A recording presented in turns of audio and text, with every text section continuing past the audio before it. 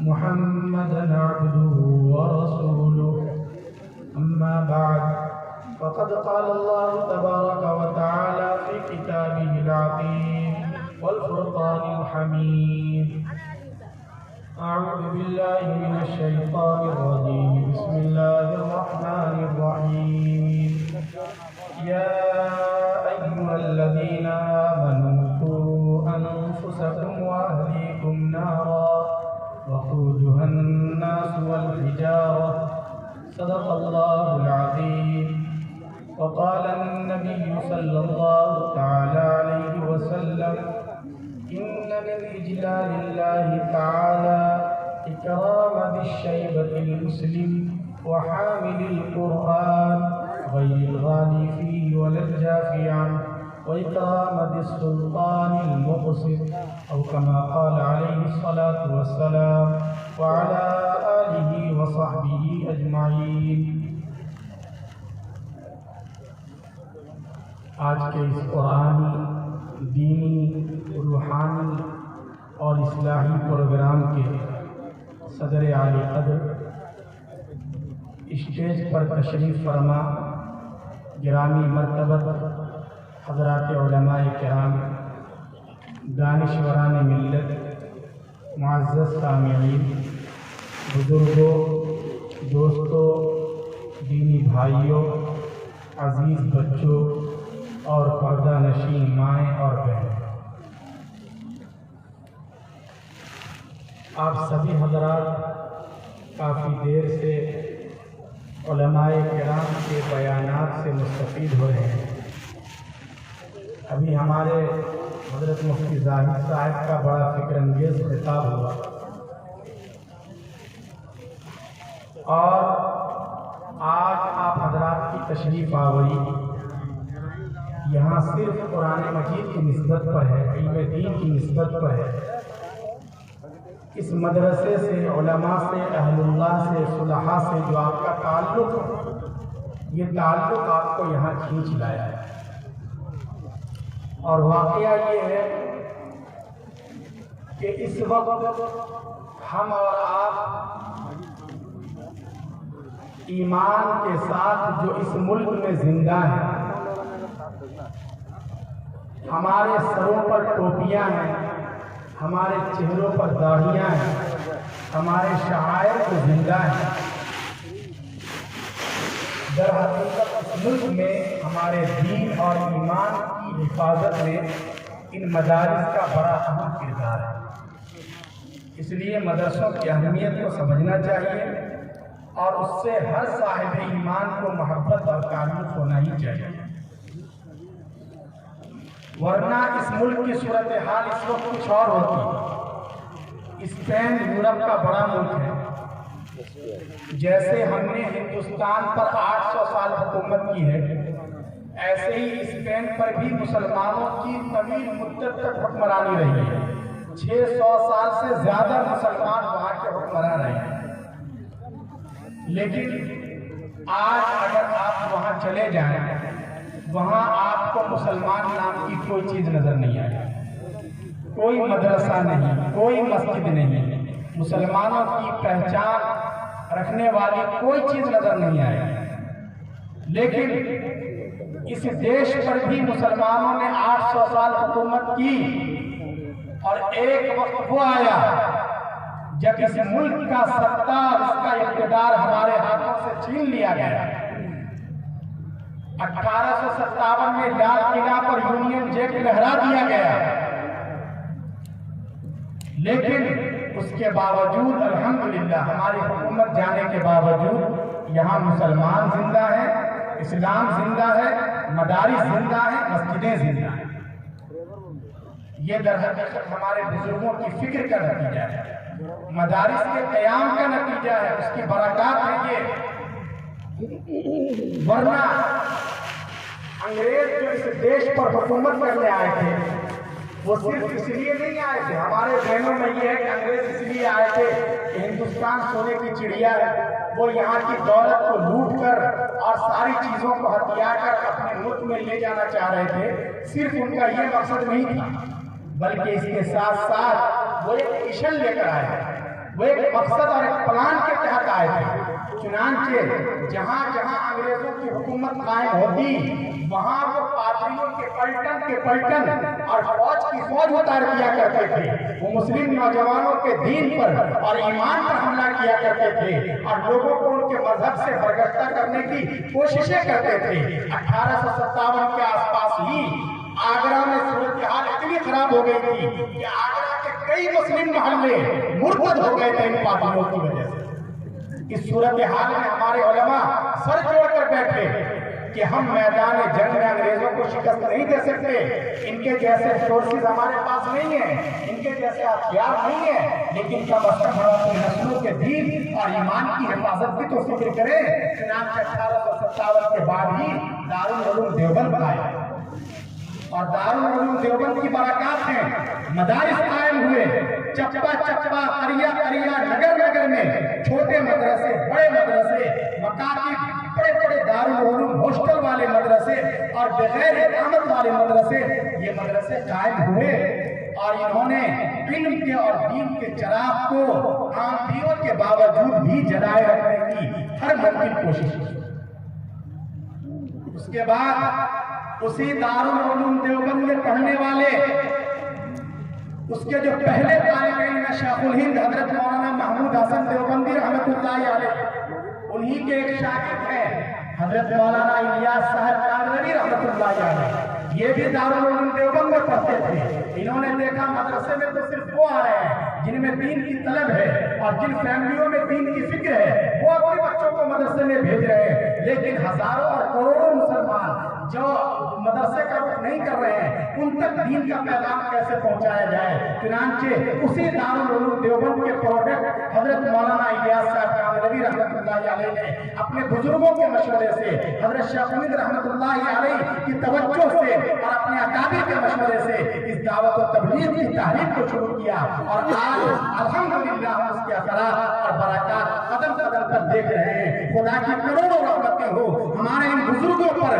ہمارے ان اکابر کی روحوں پر، ان کی قبروں پر، جن کی پرورش کی وجہ سے آج ہم اس ملک میں، اس آکاش کے نیچے، اس دھرتی پر ایمان کے ساتھ اور اسلام کے ساتھ اور اپنے شعائر کے ساتھ، اپنی نمازوں کے ساتھ، اپنے روزے کے ساتھ، اپنی تاریخوں کے ساتھ زندہ ہے۔ یہ مدارس کا کردار ہے۔ اس لیے یاد رکھیے اس وقت کا بھی جو سب سے اہم مسئلہ ہے وہ مسئلہ مسلمانوں کی سیاسی اعتبار سے ترقی کا نہیں ہے، مالی اعتبار سے آگے بڑھنے کا نہیں ہے۔ اس وقت کی جو سب سے بڑی سمسیا ہے وہ مسئلہ یہ ہے کہ کیسے ہم اپنی نسلوں کے دین اور ایمان کو محفوظ رکھ سکیں۔ مدارس جن حالات میں قائم ہوئے تھے اس وقت بھی اسی طرح کی سچویشن بنتی جا رہی ہے، حالات بہت خراب ہوتے جا رہے ہیں اور یہ تو فتنوں کا زمانہ ہے۔ پیارے آقا سرور کائنات فخر موجودات صلی اللہ علیہ وسلم نے بھی کم سے کم صلی اللہ علیہ وسلم تو کہہ دیا کیجیے، آپ صلی اللہ علیہ وسلم کی محبت اور عظمت کے لیے یہ پروگرام ہوتے ہیں۔ حدیث پاک میں صاف ہے، یاد رکھو کہ جس کے سینے میں پیارے آقا صلی اللہ علیہ وسلم کی محبت نہیں وہ کسی اور کا تو سینہ ہو سکتا ہے، ایمان والے کا سینہ نہیں ہو سکتا۔ اس لیے ہمیں اپنے آقا سے محبت کا ثبوت بھی دینا چاہیے، زبان سے بھی، عمل سے بھی، اپنے کردار سے بھی۔ تو پیارے آقا صلی اللہ علیہ وسلم نے ارشاد فرمایا سَتَكُونُ فِتَنٌ كَقِطَعِ اللَّيْلِ الْمُظْلِمِ، لوگوں یاد رکھو فتنے ہوں گے، آزمائشیں آئیں گی اندھیری رات کے ٹکڑوں کی طرح۔ پھر کیا صورتحال ہوگی؟ صورتحال اتنی خراب ہو جائے گی یُمْسِي الرَّجُلُ مُؤْمِنًا وَيُصْبِحُ كَافِرًا، شام کو آدمی اچھا خاصا ایمان والا ہے، صبح ہوتے ہوتے اپنے ایمان کا سودا کر چکا ہوا ہے۔ وَيُصْبِحُ مُؤْمِنًا وَيُمْسِي كَافِرًا، صبح کو ایمان والا ہے اور شام ہوتے ہوتے اپنے ایمان کو وہ چھوڑ چکا ہوا۔ یہ رسول اکرم صلی اللہ علیہ وسلم نے پیشن گوئی فرمائی تھی۔ اس طرح کے حالات اب ہماری نگاہوں کے سامنے ہیں، ہم ان حالات سے جوجھ رہے ہیں، ہم دیکھ رہے ہیں۔ آپ اپنی آنکھوں سے دیکھتے ہوں گے کہ لوگ صرف بعض سرکاری اسکیموں سے فائدہ اٹھانے کے لیے اپنی پہچان بدل ڈالتے ہیں، پہچان پتر بدلوا لیتے ہیں، اپنا نام بدل دیتے اپنے مذہب کو اور دھرم کو بھی چھوڑ دیتے ہیں۔ یہ سب کیا ہو رہا ہے؟ ہمارے مسلم نوجوان بچے اور بچیاں جو شہروں میں رہتے ہیں، مخلوط تعلیم کی وجہ سے یہ جو کالج کرنے جاتے ہیں، ان کی آنکھیں کسی سے چار ہوتی ہے، حالانکہ وہ مسلم سماج کی بچی ہے، وہ ہماری عزت ہے، ہمارے سماج کی عزت ہے وہ، لیکن کسی کے ساتھ اس کی آنکھیں چار ہوتی ہے، اس کے ساتھ اسے محبت ہو جاتی ہے، وہ بہت آگے تک جانے کی کوشش کرتی ہے، وہ یہ نہیں دیکھتی کہ میرے خاندان کی عزت نیلام ہو رہی ہے، حتیٰ کہ وہ اس کے ساتھ پھیرے لگانے کے لیے تیار ہو جاتی ہے۔ یہ سب صورتحال ہے۔ ان حالات میں یاد رکھیے ہمیں اپنی نسلوں کے دین اور ایمان کی حفاظت کی فکر کرنی ہے۔ ہمارے پاس ہے کیا؟ ہم مالی اعتبار سے مضبوط نہیں ہیں، سینکڑوں اور ہزاروں مسلمان مل کر بھی ایک اڈانی اور امبانی نہیں بن پاتے۔ سیاسی اعتبار سے ہماری کوئی پوزیشن نہیں ہے، کوئی سیاسی پارٹی ہمیں منہ لگانے کو تیار نہیں ہے۔ ہر پارٹی یہ چاہتی ہے کہ ہم مسلمانوں سے دوری بنائے رکھیں، لیکن جو سرمایہ ہمارے پاس ہے جس سے پوری دنیا خالی ہے، وہ ایمان کا سرمایہ ہے، وہ ہدایت کا سرمایہ ہے۔ اللہ رب العزت نے ہمیں جو ایمان کی دولت عطا کی ہے، دنیا کی کوئی دولت اس کا مقابلہ نہیں کر سکتی۔ ایک آدمی ہے، غریب ہے وہ، اور جھوپڑی میں رہتا ہے، 2 وقت کی روٹی کے لیے ترس جاتا ہے، گورنمنٹ اسے کوئی اسکیم سے فائدہ نہیں پہنچاتی، لیکن اگر اس کے سینے میں ایمان کی روشنی ہے تو دنیا کا خوش نصیب انسان ہے۔ اس لیے کہ ایمان کے بغیر آخرت کی کوئی منزل طے نہیں ہوگی۔ اللہ تبارک و تعالیٰ دنیا کی چیزیں، دنیا کی راحت، دنیا کے آرام، بینک بیلنس، بنگلے، گاڑیاں اور وزارتیں، منسٹری، یہ ساری چیزیں ان لوگوں کو بھی دے دیتے ہیں جو اللہ کو نہیں مانتے، جو اللہ کی نافرمانی کرتے ہیں، جو اللہ کے باغی ہیں، جو اللہ کے دشمن ہیں، اللہ انہیں بھی عطا کر دیتے ہیں۔ اس لیے کہ ان چیزوں کی اللہ کے یہاں کوئی قدر نہیں، کوئی منزلت نہیں، لیکن اللہ ایمان اسی کو دیتا ہے جسے اللہ چاہتا ہے۔ اللہ بڑا بے نیاز ہے۔ اللہ نے انبیاء کی اولاد کو بھی محروم کر دیا، نبی لجاجت کرتے رہے، لیکن اللہ نے صاف کہا انک لا تہدی من احببت ولکن اللہ یہدی من یشاء۔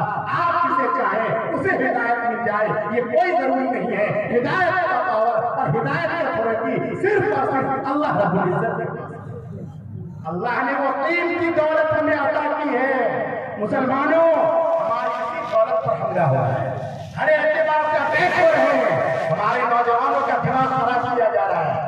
یہ ہمارے نوجوانوں کے دل میں اور دماغ میں اسلام کے خلاف بغاوت کے جراثیم پیدا کیے جا رہے ہیں۔ انہیں مدارس سے، علماء سے، قرآن کریم سے، حدیث پاک سے کاٹنے کی کوشش کی جا رہی ہے۔ ان کے دماغ میں اسلام کے خلاف کوئی بیج بوئے جا رہے ہیں۔ اس لیے ان حالات میں ہمیں اپنی نسلوں کے دین اور ایمان کی حفاظت کی فکر کرنا یہ بہت ضروری ہے۔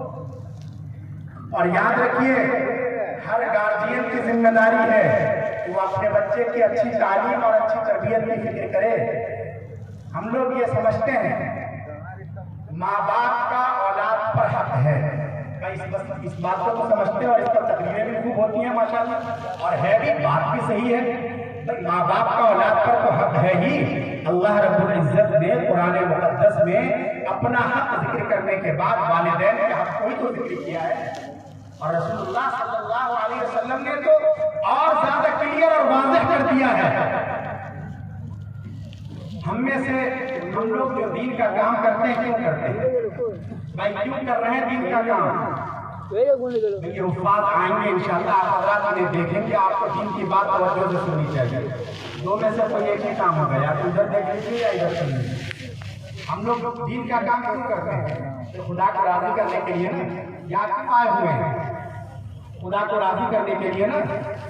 بیٹے اللہ کو راضی کرنے کے لیے آئے تو موبائل نیچے کرو، بہت اچھا بچہ ہے ماشاءاللہ، اس سے بلا وجہ گناہ ہو جائے گا۔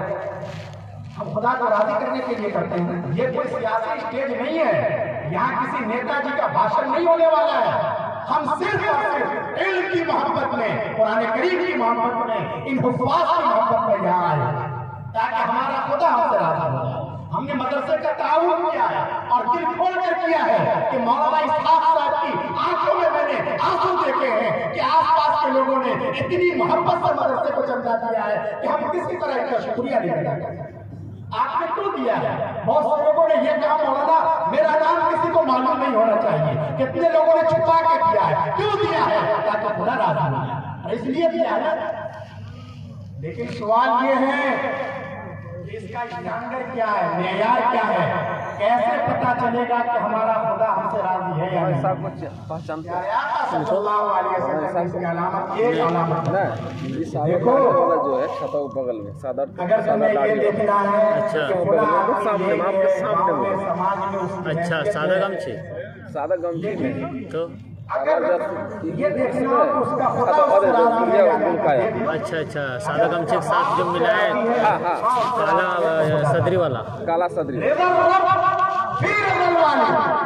کہ اگر اس زمین پر باپ راضی تو آسمان پر خدا راضی، لیکن اگر کوئی اس دھرتی پر اپنے باپ کو پریشان کرتا ہے، ماں کا دل دکھاتا ہے، ماں روتی ہے، بلکتی ہے، سسکتی ہے، محبت کے بول اس کے کان میں نہیں پڑتے، بیٹا بمبئی میں ہے، دہلی میں ہے، کلکتہ میں ہے، بیوی کے اکاؤنٹ میں ساری رقم جا رہی ہے اور ماں پریشان ہے، باپ ہنستے کھانستے دوا کے لیے علاج کے لیے پریشان ہے، لیکن وہ باپ کو ناراض کیے ہوا ہے، ماں کو رلاتا ہے تو چاہے وہ حاجی کہلائے، نمازی کہلائے، کچھ بھی کہلائے، سماج کے لوگ اس کا رسپیکٹ اور احترام کرتے ہو۔ پیارے آقا نے فرمایا اللہ کے یہاں اس کی حیثیت وہ پیسے کے برابر کچھ نہیں۔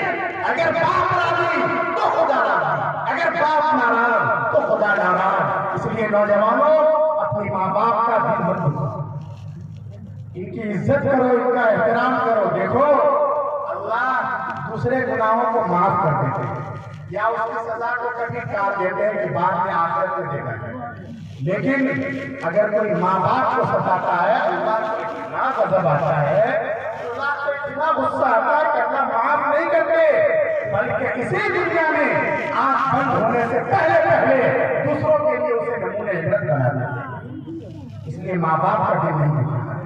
تو اس اینگل سے ہم سب لوگ سمجھتے ہیں، لیکن دوسرے اینگل سے بھی دیکھنا چاہیے شریعت نے کیا بتایا ہے۔ جیسے ماں باپ کا اولاد پر حق ہے، ایسے ہی اولاد کا بھی ماں باپ پر حق ہے۔ اولاد کا ماں باپ پر کیا حق ہے اور کب سے یہ حق شروع ہو جاتا ہے؟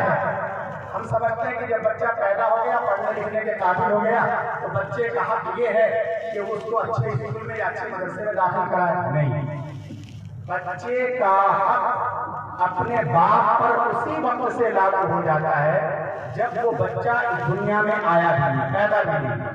اور وہ بچہ پیدا بھی کیسے ہوگا؟ ابھی تو اس کے باپ کی شادی ہوئی۔ اب سوال یہ ہے کہ اس کے باپ کی ابھی شادی نہیں، پیدا نہیں ہوا، اس کا نام و نشان نہیں، تو اس کا کیا حق ہے اور اس حق کی ادائیگی کیسے ہوگی؟ اس کے بارے میں شریعت نے بتایا ہے۔ کیا نام ہے ادھر جو بیٹھے ہوئے؟ کیا نام ہے تمہارا؟ ارے نام تو بتا۔ ساتھ شادی ہو گئی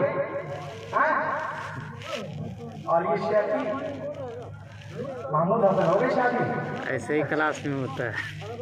اللہ کے رسول صلی اللہ علیہ وسلم نے تنبیہ فرمائی ہے، تعلیم کی۔ دیکھو محمود حسن جیسے جوان جب یہ جوانی کی عمر کو پہنچ جائے یا اپنا گھر بسانا چاہتا ہے تو یہ آزاد نہیں ہے کہ جس لڑکی کا حسن اچھا لگا، جس کی دولت بھاگ گئی، جس کے یہاں سے اچھی خاصی موٹی رقم کا وعدہ ہو گیا، اس کو اپنی بیوی بنا کر اپنا گھر بسا لے۔ کہا نہیں، تمہیں یہ ادھیکار نہیں ہے، بلکہ آئندہ اللہ تبارک و تعالیٰ محمود حسن کو جو بچہ دیں گے، جو بچی دیں گے، اس ہونے والے بچے اور بچی کا یہ حق ہے کہ محمود حسن اپنے لیے ایسی لڑکی کا انتخاب کرے جس میں دینداری ہو، جس میں تقویٰ ہو، جس میں اللہ کا خوف ہو، جس کی نگاہیں نیچی رہتی ہو، جو قرآن کریم پڑھتی ہو۔ کیوں؟ اس لیے کہ اگر یہ ایسی دیندار لڑکی کو اپنی بیوی بنا کر لائے گا اور گھر آباد کرے گا تو آئندہ اس کی کوکھ سے جو بچہ جنم لے گا، اس کی گود میں جو بچہ پلے گا اور پڑھے گا، وہ شیخ عبد القادر جیلانی بنے گا، وہ خواجہ معین الدین چشتی اجمیری بنے گا، وہ نانوتری بنے گا، وہ شیخ الاسلام مدنی بنے گا، وہ الیاس کاندھلوی بنے گا، وہ لیے ایسے لڑکے کو اپنی بیوی بناتا ہے جس کا کریکٹر صحیح نہیں، جس کے اندر ایمان نہیں، جس کے اندر اخلاق نہیں، جس کی زبان نہیں کی طرح چلتی ہے، جو بغیر پردے کے پورے بازار میں شاپنگ کے لیے گھومتی رہتی ہے، تو آئندہ اس کی کوکھ سے جو بچہ جنم لے گا، اس کی کوکھ سے جو بچہ پلے گا اور پڑھے گا، وہ شیطان تو ہو سکتا ہے، عام طور سے اچھا انسان نہیں ہے۔ اس لیے محمود حسن آزاد نہیں ہے، ان کے باپ آزاد نہیں ہیں، بلکہ انہیں اپنے آئندہ پیدا ہونے والے پوتوں کا خیال رکھنا چاہیے کہ ہمیں اپنے گھر میں آگ نہیں لگانی ہے، ہمیں اپنے گھر کو آباد رکھنا ہے، ہمیں اپنے گھر میں دینداری کا ماحول بنانا ہے۔ اور آج کل تو کیا ہوتا ہے، سب سے زیادہ بے لگام ہم لوگ شادی کے موقع پر ہی ہوتے ہیں، سب سے زیادہ بے لگام ہوتے شادی کے موقع پر۔ بہت سے نوجوان ایسے ہیں آج کل ہمارے سماج میں، ایک مسئلہ یاد رکھیں، جیسے نماز عبادت ہے، روزہ عبادت ہے، ایسے ہی نکاح بھی عبادت ہے۔ ہم نماز اور روزے کے لیے جیسے آزاد نہیں ہیں، مسئلہ پوچھتے ہیں، ایسے ہی نکاح میں بھی ہمیں اسی طرح کرنا چاہیے۔ لیکن ہمارے سماج کے نوجوان کتنے بدقسمت بلکہ احمق قسم کے نوجوان آج بھی ہیں ہمارے سماج میں، جو شادی کے لیے اپنے گھر میں ڈی جے بجاتے ہیں، پٹاخے پھوڑتے ہیں، ناچ گانے ہوتے ہیں، لڑکیاں بغیر پردے کے ڈانس کرتی ہیں، ویڈیوگرافی ہوا کرتی ہے۔ یہ کیا بات ہے؟ جب ہم نماز پڑھنے جاتے ہیں تو ڈی جے بجاتے ہوئے جاتے ہیں، جب ہم روزہ رکھتے ہیں تو پٹاخے پھوڑتے ہیں۔ آخر نکاح یہ بھی ایک عبادت کا دن ہے، اسی عبادت کے دن یہ ساری حرکتیں کیوں ہوتی ہیں اور اس کا نتیجہ ہم دیکھتے ہیں۔ دیکھیے نکاح کے ذریعے نئے جیون کی شروعات ہوتی ہے۔ اگر ہم نے پہلے ہی نمبر پر چونکہ اپنے خدا کو ناراض کر دیا، شریعت کا جنازہ نکال دیا، تو ہمیں یہ امید نہیں رکھنی چاہیے کہ آئندہ کہ ہماری زندگی بہت اچھی ہوگی۔ اس لیے ہم اپنے آنکھوں سے دیکھتے ہیں کہ شادی کے فوراً بعد ہی آپس میں جھگڑے شروع ہو جاتے ہیں، ساس کے جھگڑے، نند کے جھگڑے، یہ مسئلہ وہ مسئلہ، یہ کھینچا تانی، دارالقضا جا رہے ہیں، بہت سے بدقسمتیں فائر کروا کے پولیس کیس کروا دیتے ہیں۔ یہ سب اس لیے ہوتا ہے کہ ہم پہلے ہی دن سے شریعت کو فالو کرنے کے بجائے اپنی برادری کی ریت پر نکاح کرتے ہیں، گاؤں اور سماج میں چلی آ رہی پرمپراؤں کے مطابق نکاح کرتے ہیں۔ لوگوں توبہ کرو کہ آج سے کم از کم ہمارے خاندان میں، ہمارے گھر میں جو نکاح ہوگا، کم از کم ہم ایک نکاح سنت کے مطابق کریں۔ بھائی آج کرتے ہو کہ نہیں کرتے ہو؟ دیکھو نوجوانوں، صرف رسم اور رواج میں مزہ نہیں ہے، پٹاخے پھوڑنے میں اور ڈی جے بجانے میں ہی مزہ نہیں ہے۔ اگر ذرا میری بات کو مان لو، یقین کر لو، سنت پر عمل کرنے میں بھی اللہ نے بڑا مزہ کر کے تو دیکھو۔ صرف سونے میں مزہ نہیں ہے، رات کو 3 بجے اٹھو، مصلی بچھاؤ، پوری دنیا سو رہی ہوگی، اللہ کے سامنے آنسو بہاؤ، دیکھو جاگنے میں کتنا مزہ۔ محمود حسن دھنباد کے چوک پر کھڑے ہوئے، ان کو کچھ پتا نہیں کیا ہوا۔ دوسرے دن یہ جماعت میں گئے، اس سے پہلے بھی جماعت میں وقت لگا تھا، لیکن اس بار جب جماعت میں گئے 2 رکعت نماز پڑھی، نماز میں بڑا مزہ آیا، بڑا دل لگا، ایسا لگا جیسے اللہ رب العزت سے راز و نیاز کی باتیں ہوئی، دل کھول کر آنکھوں سے آنسو بہنے لگے، بڑا مزہ آیا نماز میں، جیسے اللہ نے اپنے آپ سے چمٹا لیا۔ اب محمود حسن پریشان ہے کہ میں تو اس سے پہلے بھی جماعت میں آ چکا ہوں، آج تک مجھے کبھی ایسی نماز تو ملی نہیں، آج نماز میں کیوں اتنا لطف آ رہا ہے، کیوں مزہ آ رہا ہے؟ تو حقیقت میں محمود حسن بھول گئے، یہ پرسوں جب یہ اس چوک پر کھڑے تھے، وہاں سے ایک جوان اور خوبصورت لڑکی بغیر پردے کے گزری تھی، ان کی آنکھیں پڑ گئی تھی، جی چاہا کہ جی بھر کے دیکھ لو، اس لیے کہ ہے تو یہ بھی تو نوجوان نہیں ہے، کچھ دنوں میں اس کا بھی رشتہ آنا شروع ہو جائے گا، اس لیے جی چاہا دیکھ لو۔ لیکن اللہ کے رسول صلی اللہ علیہ وسلم کے فرمان نے ان کی نگاہ کو جھکا دی، نہیں یہ میرے لیے جائز نہیں ہے، یہ بھی کسی کی بہن ہے، کسی کی خالہ ہے، کسی کی ماں ہے، میں کیسے ایسا ظلم کر سکتا ہوں، یہ تو بہت بڑا پاپ ہے۔ اس لیے اپنے آپ کو کنٹرول کیا، نگاہ نیچی کر لی۔ حدیث پاک میں ہے کہ جو اپنی نگاہ نیچی کرتا ہے اللہ کے کی وجہ سے اللہ اس کو عبادت کی لذت عطا کرتے ہیں۔ چوک پر جو محمود نے نگاہ نیچی کی تھی اسی کی برکت ہے کہ آج نماز میں اسے وہ مزہ آ رہا ہے جو زندگی میں کبھی مزہ نہیں آتا۔ اس لیے جوانوں گناہ چھوڑ کر بھی تو دیکھو، صرف موبائل دیکھنے میں غلط پروگرام دیکھنے میں نہیں ہے، کبھی کبھی تلاوت کر کے بھی دیکھو، اللہ اللہ کر کے دیکھو، ضربے لگا کر دیکھو، مزہ آ جائے گا زندگی کا۔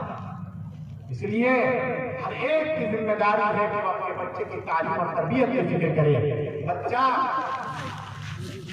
جب ماں کی گود میں ہو اس وقت بھی ماں کا حق ہے، ماں کی ذمہ داری ہے کہ اس کی تربیت کا خیال ہے۔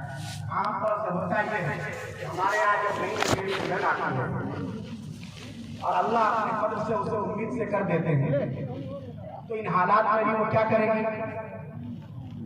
ساس کے ڈر سے جلدی جلدی گھر کے کام نمٹائے گی اور کام نمٹانے کے فوراً بعد شادی کے بعد اس کے ہاتھ میں بہت شاندار قسم کا نیا موبائل بھی تو آ گیا ہے، بیڈ روم میں جائے گی اور کونے میں بیٹھ کے اس کی انگلیاں موبائل کے اسکرین پر تیزی کے ساتھ چلنے لگیں گی۔ وہ موبائل میں فلمیں دیکھتی ہے، گانے سنتی ہے، غلط قسم کے پروگرام دیکھتی ہے، ننگی تصویریں دیکھتی ہے۔ یاد رکھیے اس کا برا اثر اس کے پیٹ میں پلنے والے بچے پر پڑتا ہے، اس کی چھاتی سے دودھ پینے والے بچے پر پڑتا ہے۔ یہ نہیں سمجھنا چاہیے کہ بچہ ابھی ناسمجھ ہے، ماں کے کریکٹر کا، باپ کے اخلاق کا اثر بچے پر ضرور پڑتا ہے۔ اس لیے ان ماؤں کو بھی کم از کم اپنے لیے نہیں تو ان ہونے والے بچوں کے خاطر ان گناہوں سے اپنے آپ کو بچانا چاہیے۔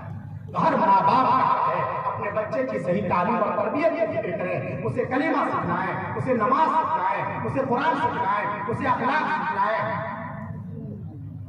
یہ نہیں کہ ہمیں اللہ نے وسعت کی ہے تو ہم نے اپنے بچے کو اچھے اسٹینڈرڈ انگلش میڈیم اسکول میں اس کا ایڈمیشن کرا دیا۔ اس کا یہ مطلب یہ مت سمجھیے کہ علماء سائنس کی مخالفت کر رہے ہیں، انجینئرنگ کی مخالفت کر رہے ہیں۔ علماء کے اسٹیج سے کبھی ان علوم کی مخالفت نہیں کی جاتی۔ آپ بات کو سمجھیے، نہ سمجھنے کی وجہ سے بڑے مسائل پیدا ہوتے ہیں۔ ہم اس لیے مخالفت نہیں کرتے کہ ہماری قوم کو جس طرح اچھے حافظوں کی ضرورت ہے، اچھے قاریوں کی ضرورت ہے، اچھے مفتیوں کی ضرورت ہے، اچھے عالموں کی ضرورت ہے، اسی طرح ہماری قوم کو اچھے ڈاکٹرز کی ضرورت ہے، اچھے لائرز کی ضرورت ہے، اچھے انجینئرز کی ضرورت ہے، اچھے ڈگری ہولڈرز کی ضرورت ہے۔ ہم جو بات آپ سے کہنا چاہتے ہیں وہ یہ کہ اپنے بچے کو کچھ بھی پڑھا دیں، کچھ بھی بنا دیں، بڑے سے بڑے عہدے پر پہنچا دیں، لیکن اس کے دل میں اور دماغ میں یہ بات بٹھا دیں کہ وہ پہلے اور آخری نمبر پر صرف اور صرف محمد عربی صلی اللہ علیہ وسلم کا غلام ہے اور یہی اس کی سب سے بڑی پہچان ہے۔ اصل ہم آپ سے یہ کہنا چاہتے ہیں تو یاد رکھیے، اگر ہم نے اپنے بچے کو سب کچھ پڑھا دیا، سب کچھ بنا دیا، لیکن ہم نے اپنے بچے کو دین نہیں سکھلایا، ہم نے اپنے بچے کو توحید نہیں سکھلائی، ہم نے اپنے بچے کو اخلاق نہیں بتلایا، ہم نے اپنے بچے کو مرنے کے بعد والی زندگی کے بارے میں نہیں بتلایا، کل کو وہ بچہ اپنی جہالت کی وجہ سے اگر کچھ بھی کر سکتا ہے وہ بھائی، جب ہم نے اسے دین کا علم ہی نہیں دیا ہے، ہم نے اس کو اچھا انسان بنانے کی کوشش نہیں کی ہے تو کچھ بھی کر سکتا ہے نا وہ۔ تو کل کو اگر وہ جہالت کی وجہ سے کھڑے ہو کر پیشاب کرتا ہے، اگر وہ سوریہ نمسکار کرتا ہے، اگر وہ کفر کرتا ہے، اگر وہ بھارت کی وندنا کرتا ہے، اگر وہ شرک کرتا ہے، اگر وہ ماں باپ کا دل دکھاتا ہے، جس کی وجہ سے اسے جہنم کی دہتی ہوئی آگ کے حوالے کیا جاتا ہے، تو یاد رکھیے تنہا وہ ہرگز جہنم میں نہیں جائے گا بلکہ اپنے ساتھ اپنے پیارے ماں باپ کو بھی گھسیٹ کر لے جائے گا، کیونکہ جتنا بڑا مجرم وہ ہے اس سے بڑا مجرم اس کا باپ ہے، اس کے دادا ہے، اس کے چچا ہے۔ انہیں بتانا چاہیے تھا کہ بیٹے ہم مسلمان ہیں، ہم ایک اللہ کے علاوہ دنیا کے کسی شکتی کے آگے، کسی سورج کے آگے، کسی دیش کے آگے، کسی درخت کے آگے، کسی سمندر کے آگے ہم اپنا سر نہیں جھکا سکتے۔ یہ بتانا چاہیے تھا، کیوں نہیں بتایا؟ اگر وہ مجرم ہے اس سے بڑا مجرم اس کا باپ ہے، اس کے خاندان ہے۔ اس لیے لوگوں اپنے بچوں کو توحید سکھلاؤ، اپنے بچوں کو دیندار بناؤ۔ ہمارے مدرسے میں بچے آتے ہیں، ہم ان بچوں کو یہ توحید سکھلاتے ہیں، ہم ان بچوں کو مانوتا سکھلاتے ہیں، ہم ان بچوں کو انسانیت سکھلاتے ہیں، ہم ان بچوں کو پڑوسیوں کے ساتھ پیار کرنے کی تعلیم دیتے ہیں، ہم ان بچوں کو بتاتے ہیں کہ پیارے بچوں یاد رکھو، تم اگر کسی محلے میں رہتے ہو، کسی سوسائٹی میں رہتے ہو، تم اپنے گھر کا آنگن کا پانی اور کوڑا کرکٹ سامنے گزرنے والی سڑک پر اگر ڈال دیتے ہو، چاہے وارڈ ممبر تمہیں کچھ نہ کہے، گاؤں کا مکھیا تمہارا کچھ نہ بگاڑ سکے، لیکن تم جس شریعت کو مانتے ہو اس کے اعتبار سے تم نے جرم کیا، یہ بھی کوئی مسلمانی ہے کہ اس مسلمان کے عمل سے دوسرے لوگوں کو تکلیف پہنچے؟ ایمان اس کی اجازت نہیں دیتا، اسلام اس کی اجازت نہیں دیتا۔ پیارے آقا صلی اللہ علیہ وسلم نے تو پڑوسی کے بارے میں کتنی تاکید فرمائی ہے۔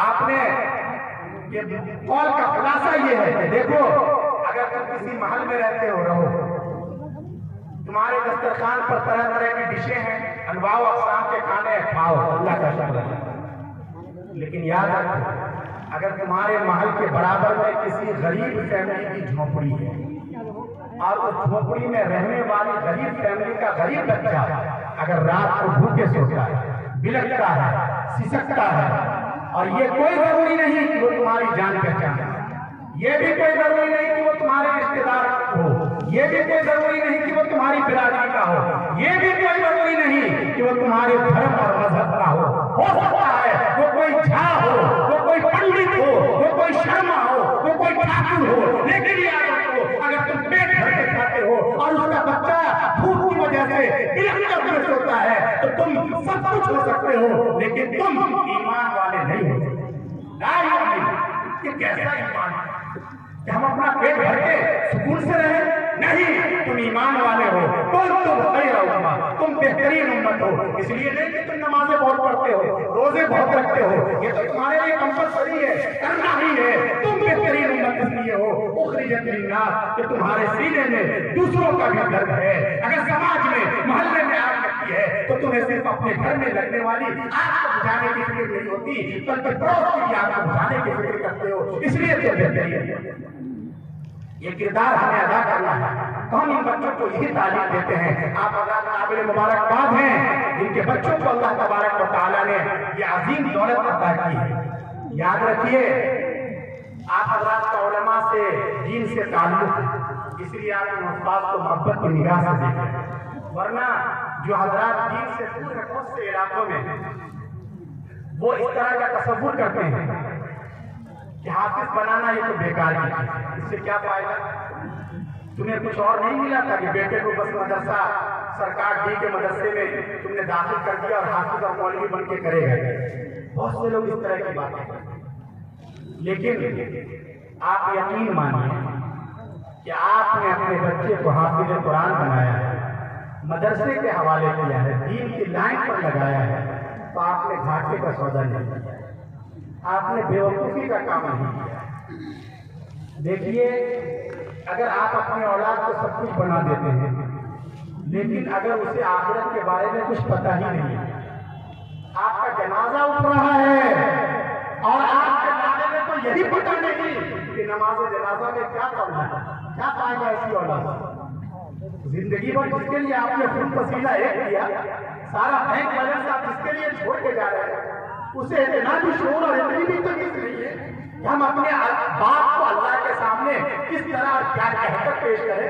اگر وہ اس قابل بھی نہیں ہے ایسی اولاد سے کیا فائدہ؟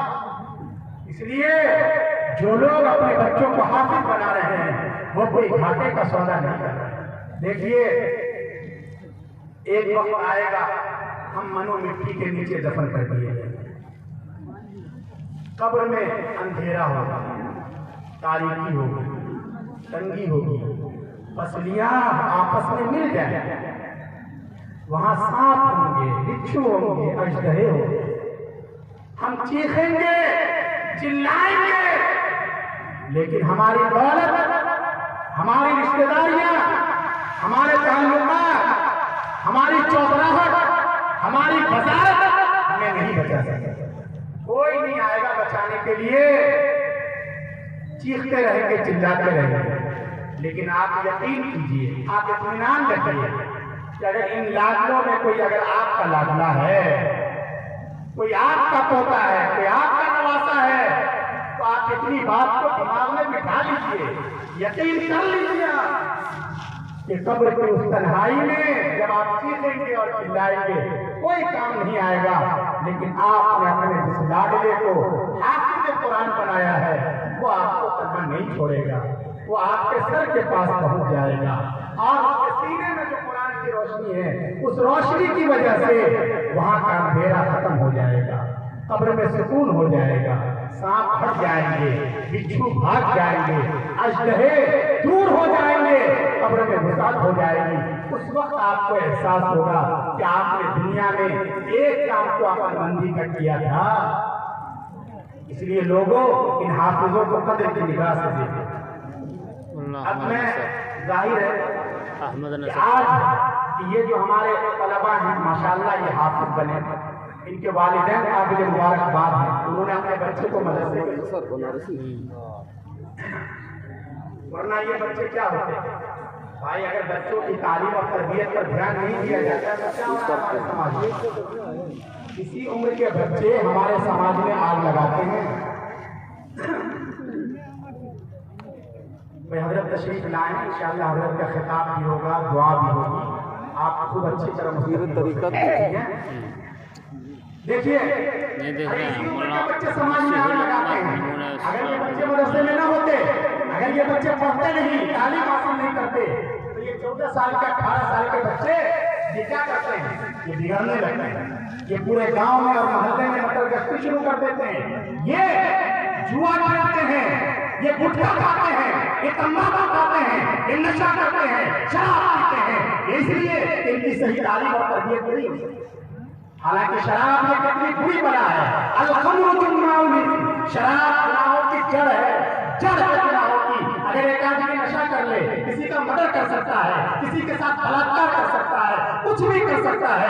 इसलिए शराब की बिल्कुल इजाजत नहीं दी गई है, इसे बैन कर दिया गया है, इसे हराम करार दिया गया है। और याद रखिए, शराब का मतलब भी समझिए, शराब का मतलब है हर वो चीज जो नशा पैदा करे, चाहे हम उसे शराब कहें, चाहे हम उसे ताड़ी कहें, चाहे हम उसे बियर कहें, चाहे हम उसे भंग कहें, चाहे हम उसे कैप्सूल की शक्ल में अंदर उतारें या लिक्विड शक्ल में उसको अंदर तक पहुंचाएं या इंजेक्शन के जरिए उसका असर हमारे जिस्म तक पहुंचे, अगर उसकी वजह से नशा है तो वो हराम है, शराब है, इस्लाम के खिलाफ बगावत है। इस्लाम की निगाह में शराब पीना और पेशाब पीना गंदगी और गुनाह के एतबार से दोनों। हमारे अपने समाज के ये नौजवान अगर इन्हें छोड़ देते थे फिर वो इन्हीं हरकतों में मुलव्विस हो जाते। इसलिए आप काबिल मुबारकबाद है और आज माशाअल्लाह इतना बड़ा मजमा है और हजरत तशरीफ लाए हुए हैं और इतनी मोहब्बत से आप सभी हजरात आए हैं। ये कितनी बड़ी बारात है, आज की बारात के दूल्हा कौन है? हमारे मोहतरम हजरत मौलाना इसहाक साहब, ये तो न जाने कितने दूल्हा के बाप हैं और इन सब दूल्हाओं के जो है हकीकत में वो तो बाप है। हकीकत में आज के दूल्हा हमारे ये अजीज बच्चे हैं जिन्हें आप अपनी आंखों से देख रहे हैं। इसलिए मैं एक रिवायत सुनाकर, जिस रिवायत को आप हजरात सुनते रहते हैं, अपनी बात खत्म करता हूँ ताकि इन्हें मुबारकबादी के कलिमात हो जाए। उसी रिवायत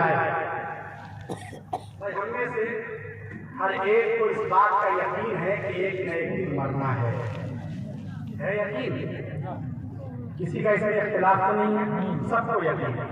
जो स्टेज पर है उन्हें और जो इधर उधर खड़े होकर वीडियोग्राफी कर रहे हैं उन्हें भी यकीन है मरना है। मरने का तो यकीन है ना, फिर क्यों ऐसी जरूरत कर रहे हो? सबको यकीन है। ये जो सामने खड़े हुए हैं, हालांकि आगे जगह खाली है, उन्हें भी यकीन है कि मरना है। अरे मरने के सिलसिले में कौन इख्तिलाफ करेगा, है ना? सबको यकीन है ना कि मरना है। लेकिन याद रखिए, उससे बढ़कर हमारा ईमान, यकीन और अकीदा ये है कि मरने के बाद दोबारा जिंदा होगा। अरे है या नहीं अकीदा? जर्रा बराबर शुबा हुआ, इस्लाम खत्म। जब हम सब लोग मरने के बाद दोबारा जिंदा किए जाएंगे, अल्लाह के दरबार में हाजिर किए जाएंगे, वहाँ अव्वलीन होंगे, आखिरीन होंगे, अच्छे होंगे, बुरे होंगे, नमाजी होंगे, शराबी होंगे। वो बदले का दिन होगा, फैसले का दिन होगा, इंसाफ की अदालत आएगी।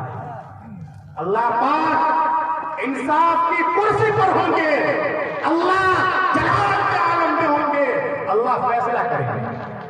ये वो लोग हैं जो दुनिया में हमारे फर्ज को मानते थे, ये नमाज पढ़ते थे, रोजा रखते थे, पड़ोसियों को सताते नहीं थे, उलमा का इकराम करते थे, कुरान करीम की तिलावत करते थे, बुजुर्गों से इनका ताल्लुक था, ये हराम माल से बचा करते थे, ये नेक लोग थे, इनके लिए जन्नत का फैसला।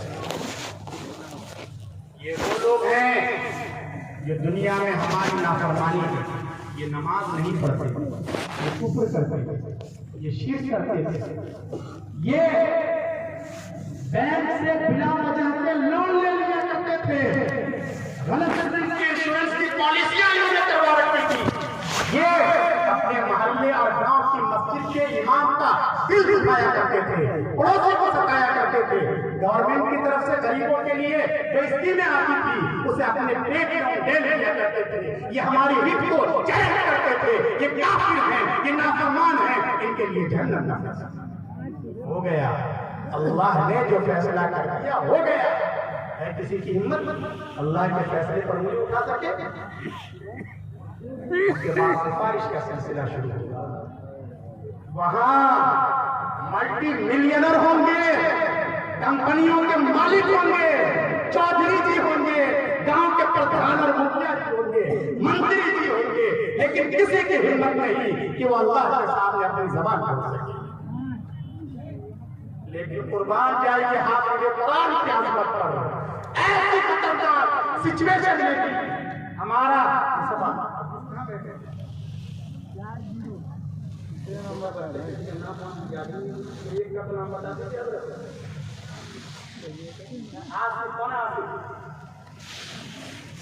इधर आ जाओ, इधर आ जाओ।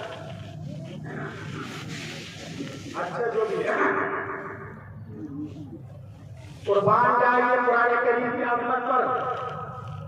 बहुत मुमकिन है ऐसी खतरनाक सिचुएशन में भी हमारे 163 अजीजों और हुफ़ाज़ में से हमारा ये मुमकिन है कि हमारा ये अजीज़न सल्लल्लाहु ये आगे बढ़े, खुदा के अर्श के करीब जाएगा और अल्लाह से अर्ज करेगा, मेरे खुदा तेरे प्यारे पैगंबर ने फरमाया, तेरे प्यारे पैगंबर ने खबर दी, और जो खबर दी थी वो 100% सही। हमें बताया गया था कि जो अपने सीने में तेरी पाक किताब को महफूज करके लाएगा, खानदान के 10 आदमियों के बारे में तो उसकी सिफारिश को कबूल करो। अल्लाह फरमाएंगे कि हाँ ये हमारा वादा था और है, हमारे यहाँ वादा खिलाफी नहीं होगी। कहो क्या कहना चाहते हो, बोलो। बहुत मुमकिन है हमारा ये अजीज़ आसिफ और आगे बढ़ेगा, कहेगा मेरे अल्लाह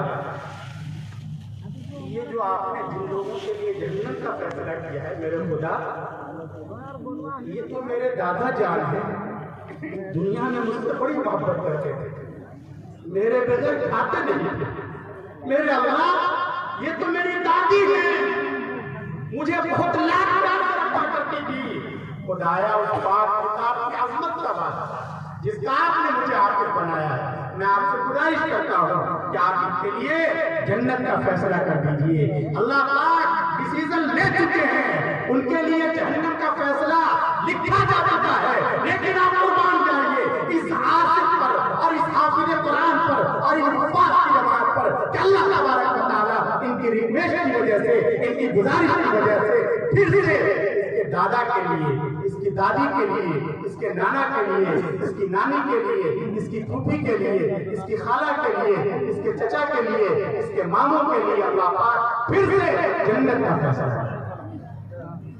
लोगों ये है ये अज़मत वाले ये बच्चे, आप इन्हें मोहब्बत की निगाह से देखो, इन्हें अपने सीने से लगाओ, इन्हें अपनी आंखों पर बिठाओ, चाहे हम इनके महत्व को समझें या न समझें, अल्लाह के यहाँ इनका बड़ा अहम रुतबा है।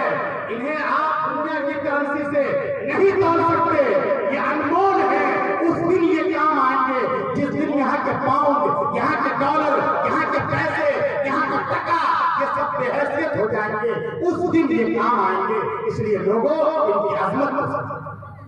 इसलिए मैं इन हुफ़ाज़ को दिल की गहराइयों से मुबारकबाद पेश करता हूँ और इनके वालिदैन काबिल मुबारकबाद हैं।